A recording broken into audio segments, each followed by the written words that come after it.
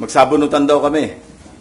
Yan ang reaction ni Senator Amy Marcos sa issue ng di umano ay pork barrel sa 2026 GAA, allocables and her baseless insults and untruthful criticisms against the Senate Blue Ribbon Committee, which I chair.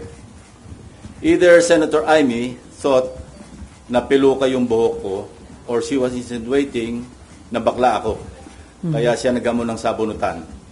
On both counts, I say nothing can be farthest from the truth. Una, hindi po piluka ang aking buhok.